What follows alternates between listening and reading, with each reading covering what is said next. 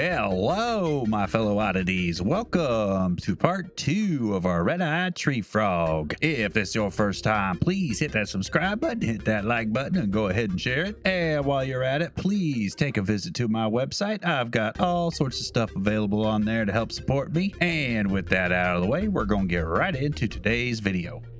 So for the first part of today's video, we're going to be working on dialing in this top part of the background. And for that, we're just going to use some phthalo green and some Mars black and titanium white. If you look on the reference image, there's a few areas that look just a little bit brighter, and I wanted to make sure I got those mixed in while the paint was still nice and wet. And then from there, if you look over on the right hand side, there's a light brown patch and then a super light green stripe right down there. So I just wanted to make sure I got all those in while the paint was still wet, and it blended in very nicely.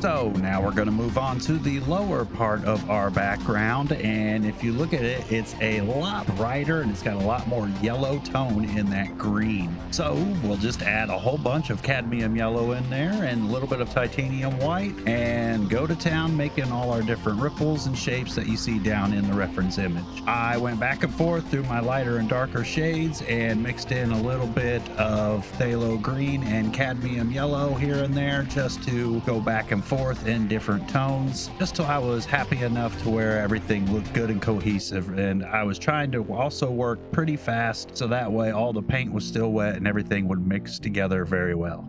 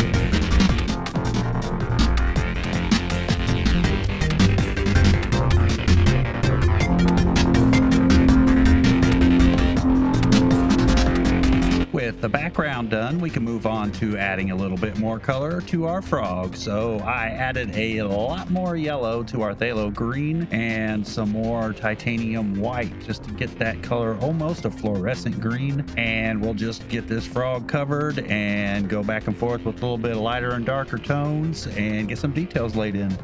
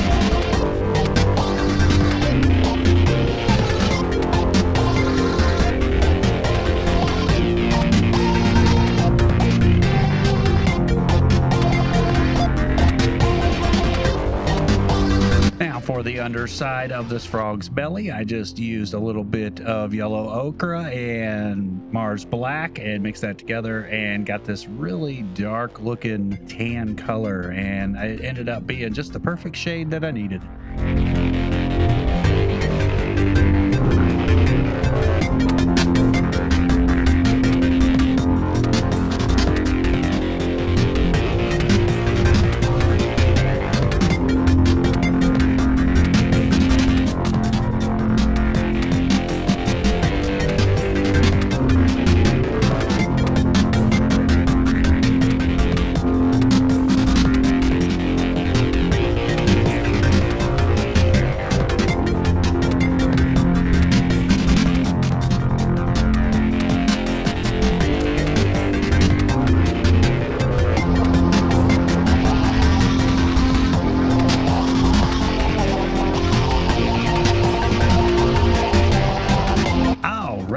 That's gonna about do it for this episode. If you've been following along, then you should have something relatively close to this.